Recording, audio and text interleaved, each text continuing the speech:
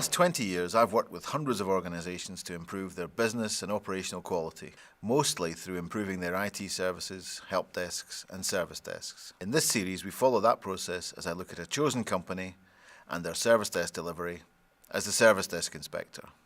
Last time, I set Mirus a number of challenges in order to develop their service quality.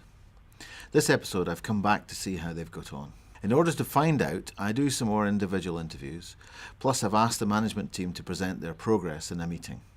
This will be led by Ben Quelch. Also, in this episode, I'm going to spend some more time talking with service desk staff on the front line.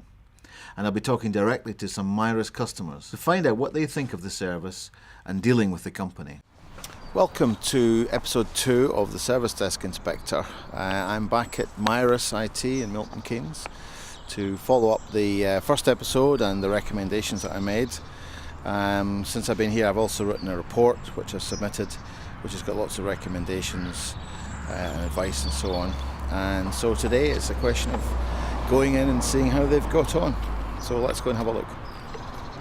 There certainly has been a lot of activity. Matt York has been hired as a problem manager.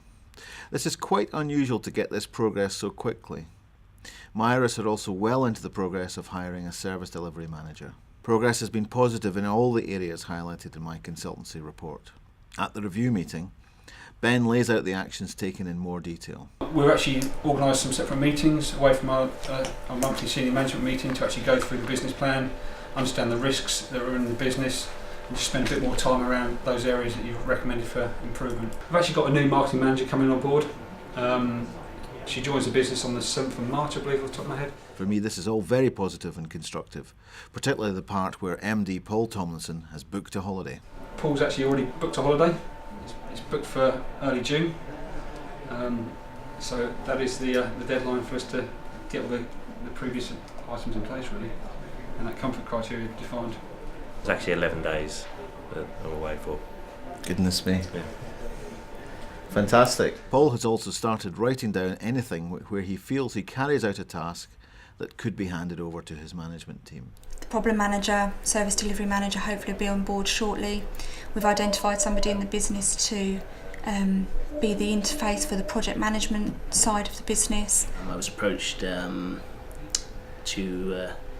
come along in problem management capacity to do the works, I guess. So that involves the whole proactive approach to the trend analysis, that kind of stuff. I think it is a positive step because it means we now have a dedicated resource to look at problem areas and then look at how we eliminate them. We have seen some change in Paul, but Paul will always be Paul. I think he's that drive and passion to get things done will always be there. He was at a conference for 3 days and was off for a kind of another day, so there was almost a week where he was away from the business, and he kind of put together a list of things that he still would felt that he needed to get involved in. We're seeing the internal side of it.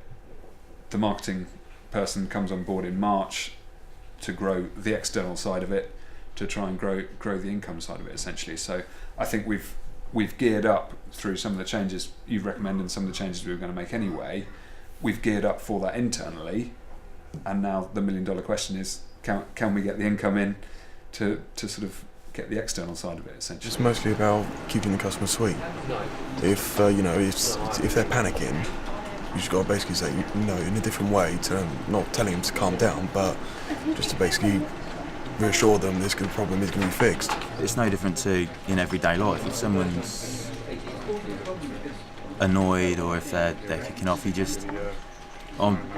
I'm not the sort of person who's going to kick off back. I will just try and keep calm, try and resolve it. So that's, for me, it's just, I'll just listen to what they're saying and just try and be understanding and then go from there, really. As long as you keep them updated of what's going on and how it's getting the issues actually getting on, so they don't have to keep chasing up. I think that's a key part, because if they keep chasing, of course they're going to get a little bit upset. When reviewing a service operation like Mirus, it's essential to talk directly to some customers. I do this both by phone and in person where possible. To do this, we'll visit Northampton Saints Rugby Club, who are a Premiership team and who rely on Mirus for their IT services and support. 3 years now with Mirus, so it's been a good journey for us. You can't buy a ticket unless we've got a computer.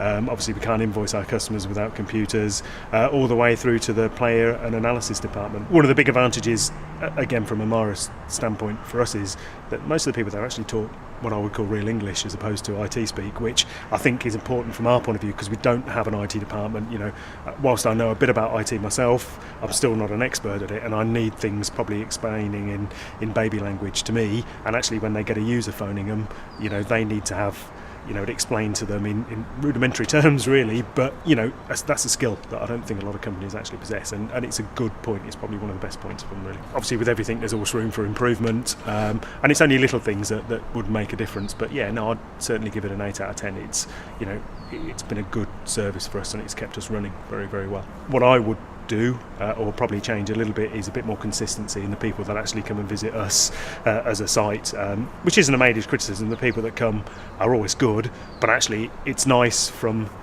I think, not my point of view, but maybe a staff point of view, that they see the same engineers time and time again because they become part of their department and actually they become reliable. What is good value for money? Value for money is when you don't have to worry about the IT and it doesn't cause you any hassles. You know, I don't think you can put a price on that, to be honest with you. What you want is a service that's seamless and works and it's fixed before it actually happens. The feedback has been very positive. The only points raised generally related to where organisations would like to have seen the same engineer turning up for support calls. This in reality is not a major issue and can in fact mean that the customer is very happy with their engineers. It can mean in some cases that they are less happy with some specific individuals, but on further questioning I'm pretty comfortable that it's not a big deal here. So Paul, looks like a lot's happened since I was here last time. Tell me a little bit about what's been going on. Things have moved further forward, so you know, after you came last time I decided to make a note. I had a couple of days off and made a note of all the things that I got involved with that I felt I had to get involved with. So that's made me comfortable in the process of trying to understand why I'm not comfortable. We talked a lot about the management team and, you know, how you're going to come to trust them. How are you feeling about that now?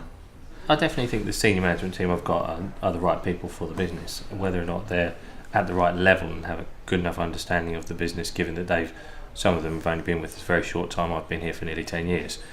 So I think if I can do the right job and pass the knowledge on to them and, you know, pass on what my expectations are, then I think they could be the right people for the business. Obviously they need to step up, you know, and sort of embrace that. Ben's kind of taken over the responsibility of trying to do the service delivery manager's role, but obviously not to the level that we need, as well as taking on some of the operational day-to-day bits.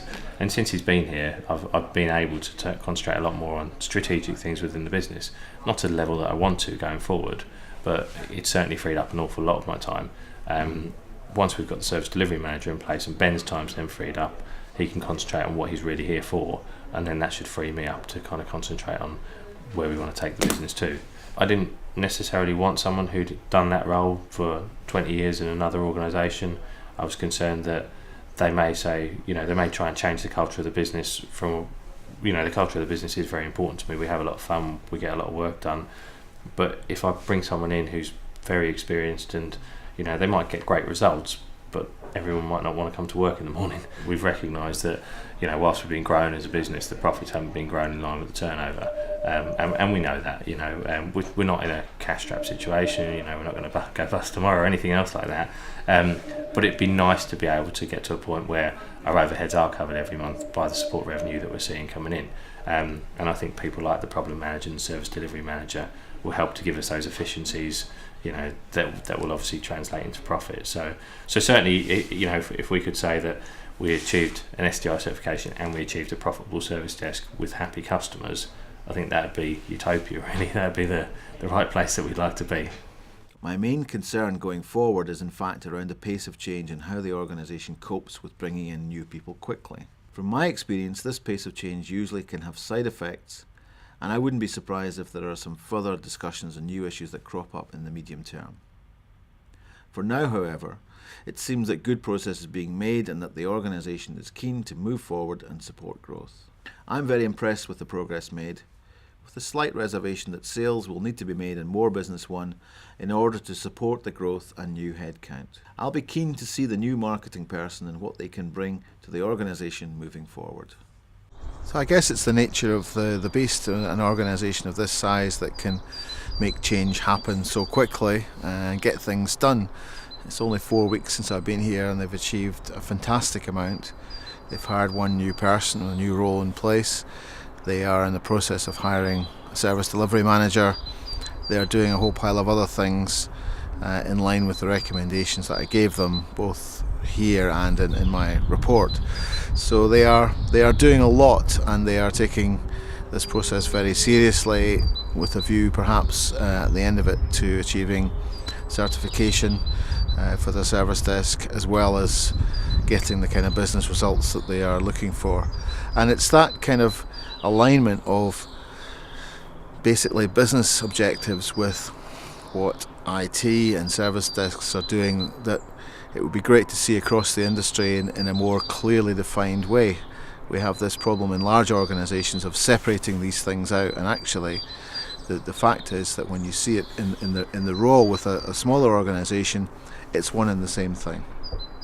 So I look forward to coming back and seeing what further progress they've made. Next month we will look in detail at the reports and management information produced by the service desk, and how this can be developed to provide more value to the business and the operation of the desk. We'll also look at how the organisation might start to look at defining some new service definitions, as well as keeping an eye on the progress with the management team and recruitment.